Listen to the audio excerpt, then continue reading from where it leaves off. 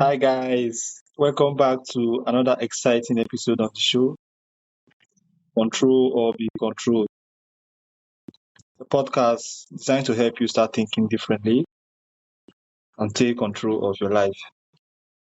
And I remain your host, Darlington. Today's guest is David Alan Brown, author, speaker, leadership consultant, and teacher who has spent more than 3 decades helping people discover greater authenticity, purpose, and personal empowerment. David's work sits at the intersection of psychology, spirituality, leadership, and self discovery. David, welcome to the show. Thank you so much for having me. All right, so let's get into the show.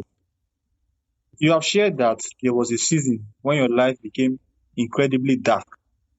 What was happening then, and what ultimately became the turning point towards hope? Well, I think that some of what might resonate with your listeners is that there was no like specific incident. This was something that occurred to me over, a long time of just patterns and habits and getting stuck in places that are very common for many people. And I think when we talk about self mastery, we can and will. I'll answer your question about what are those turning points? Where's that moment that really makes the difference? And we all have to find that. And I was a stay-at-home dad for a long time. I was raising family. I had children who had specific high needs. My relationship with my wife was not strong or supportive or a true partnership. I had set aside a lot of my own, not just career goals, but sort of sense of who I was as a person, what I wanted to accomplish as a human being that I had known from a young age. I was denying certain things about what I wanted and what I needed, and in fact, I had sort of gotten into a very destructive habit of claiming I didn't need or want anything. So I was sort of constantly denying my own self, and that's a huge part of what I think your listeners are curious about is that for me, I think the thing that finally did it was COVID here in the United States and how difficult that was for all of us to interrupt our lives, to not know really what our purpose was or what was coming next. I was a caretaker, but my family really was just striving to be and survive on their own. And so I was left fairly I don't know, fairly directionless. And like I say, after years and years of all of this combining, I remember distinctly that at that point I started to have um, serious thoughts about self harm. And for me, depression wasn't sadness.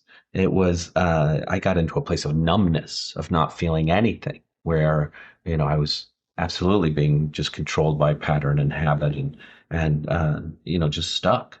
And then that turns to despair, I think, when we turn to ourselves, and your listeners may have experienced this, and we want to feel different.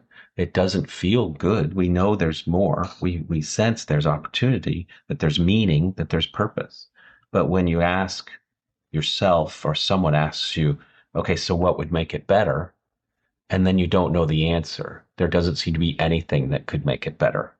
That's when despair sets in and things get much more difficult.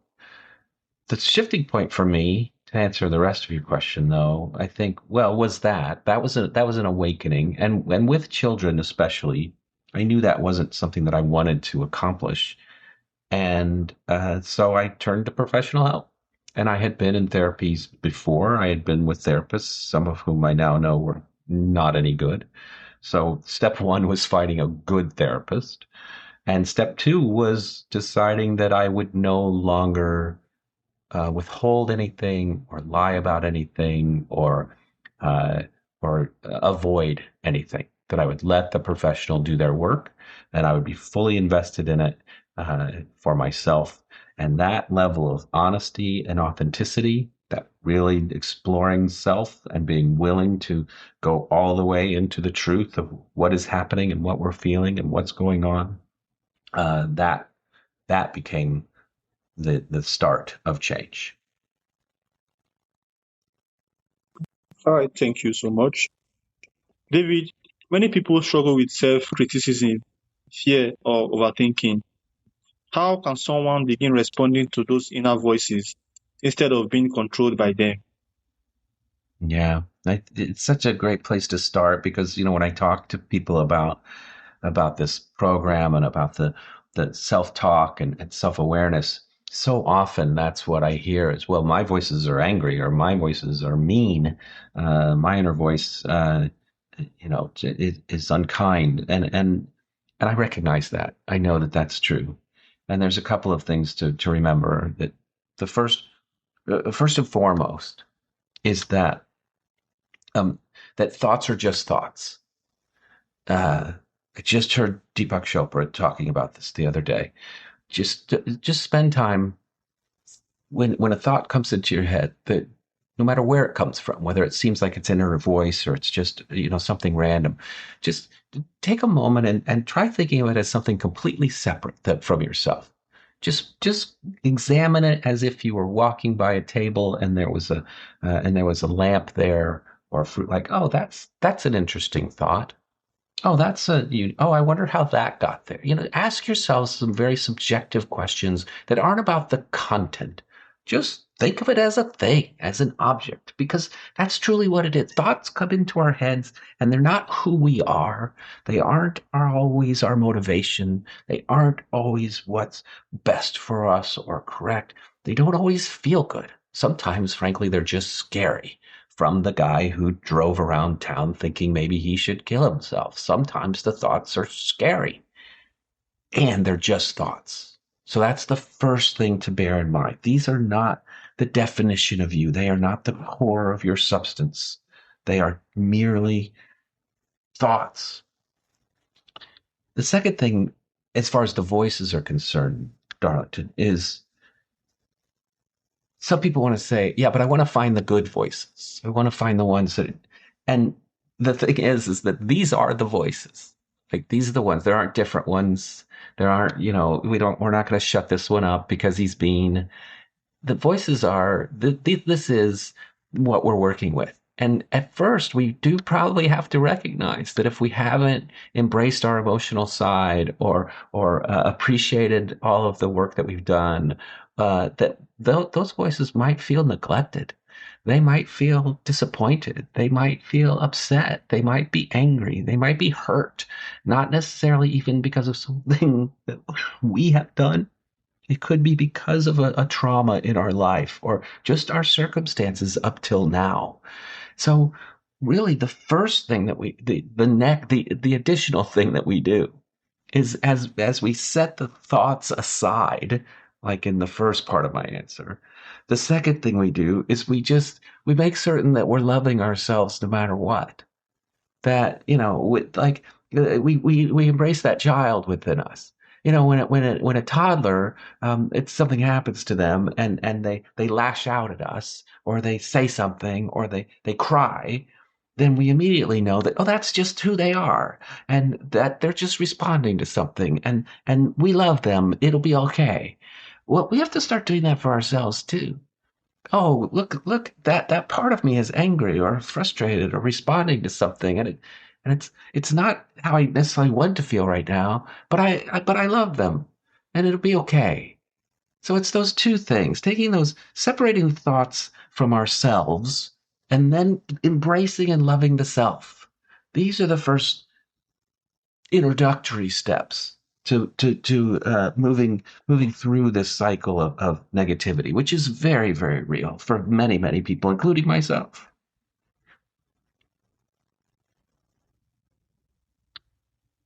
All right, so many people assume spirituality alone should solve every problem. Why do you believe true transformation requires integrating emotional, intellectual, and spiritual awareness? Can you repeat that question for me?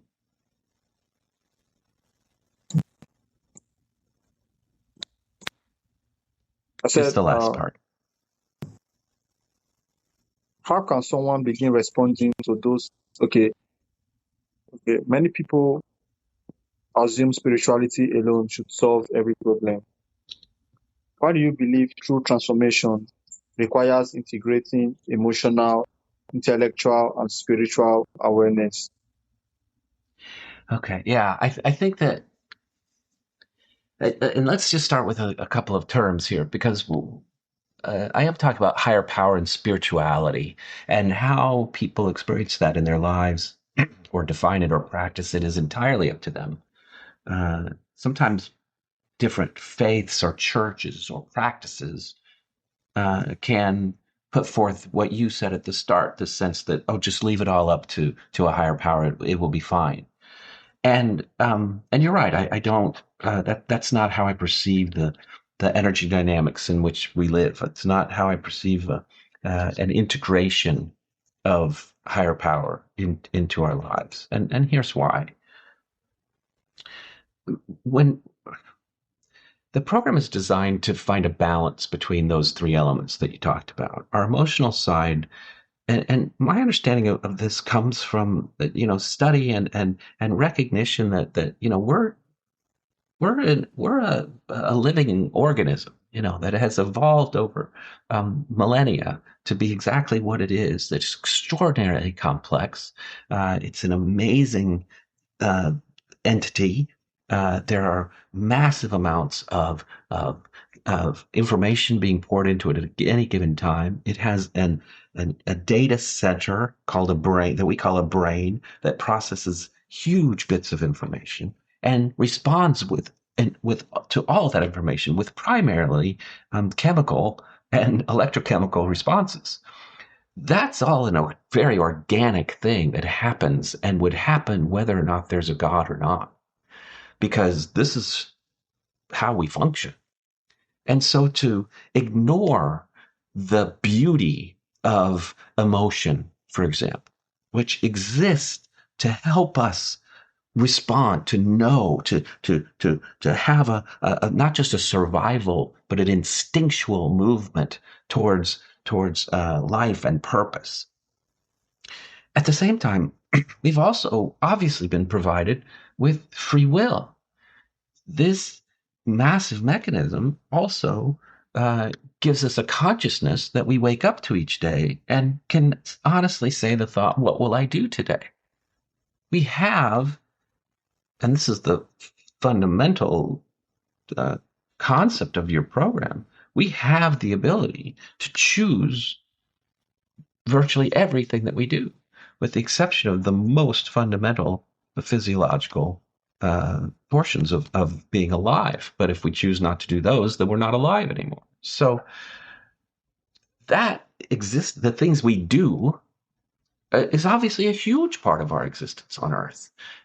How we choose, what direction we take, how what where we want to put our energy, where we want to invest our emotions and our talents and our skills. So to sort of set those aside, and I have seen people do it.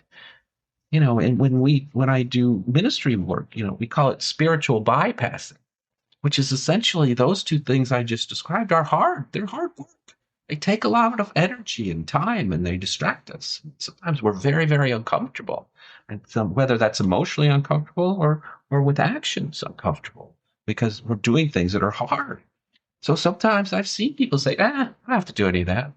I don't have to grieve. I don't have to, do good work. I can choose work that just makes me rich, but that doesn't have any meaning. I can settle into routine because I don't want to be afraid anymore. Okay, great. And in the end, yeah, but what about injustice? What about the people near you who need you? What about those you've chosen to support or to bring into this world at the very least? What about God will take care. Oh, it's something bigger to take care. It's a complete, in my opinion, abdication of responsibility. And so, why else would we be here if it weren't to combine this instinctual self and this action self? Okay, that's the next question, because why else would we be here? Well, we would be here not to be controlled or directed by or to defer to a bigger purpose, a higher power, a greater energy, however you want to say, but in fact, to integrate what is greater than ourselves, to take something that is spectacular, that has the infinite knowledge, that has an unconditional and unlimited well of love, that is about the things that make us our greatest selves: harmony, peace, justice, service, care, love. Those are the things. That's how we define higher power, no matter what religion we're using. And so, of course, so what we're here to do then is to integrate that into life. What else would it be?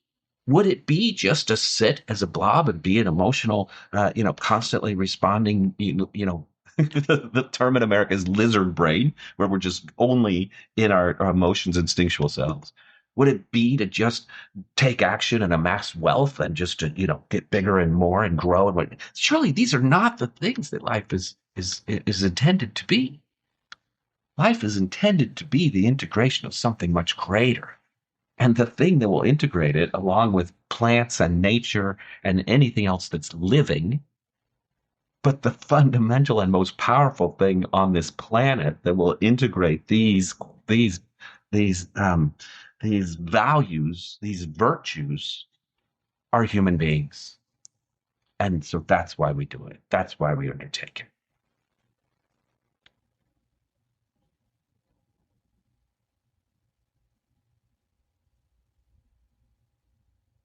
All right, thank you so much. So, if there's one thing you leave listeners with, what would that be? Just one thing that, well, like, where do I think people should start? Yes. Hmm. I think that's really great. And I think I'll tell you where I've been um, lately, and that is from a place of gratitude. I think that there's two powerful things about gratitude. One is that when we're struggling with ourselves, when we're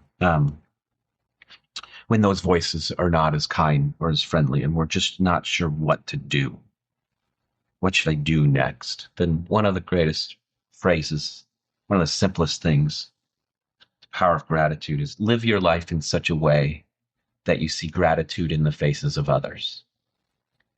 And simple gestures are enough. Just random acts of kindness, just seeing a need and fulfilling it.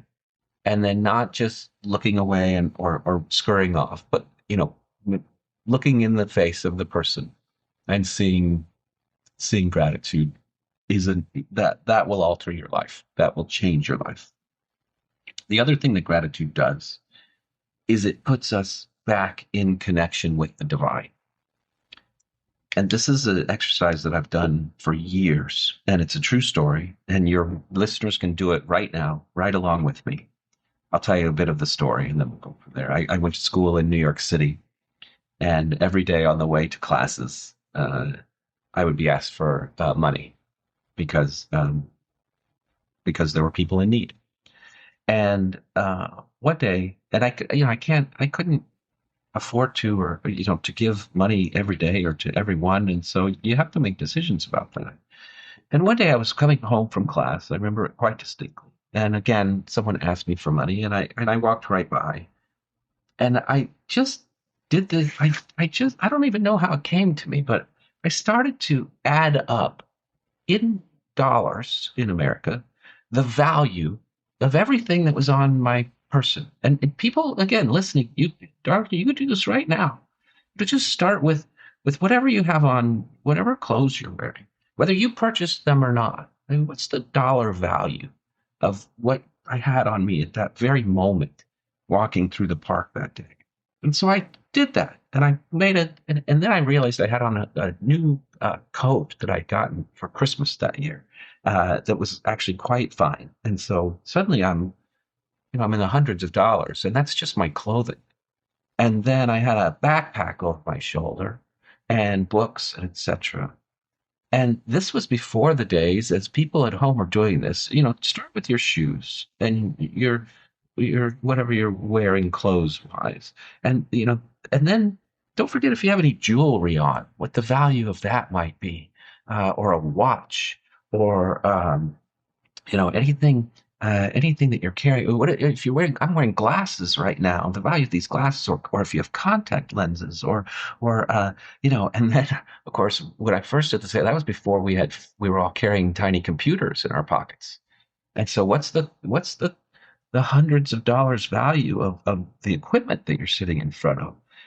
And when you have a figure at any time, and you can do this over and over in your life, when you have that number, how much, and then you begin to think about how much that money, if I had taken the amount of money that I was literally wearing on my person and given it to this person who had asked for money instead of just a dollar or some change, it would be all virtually life altering.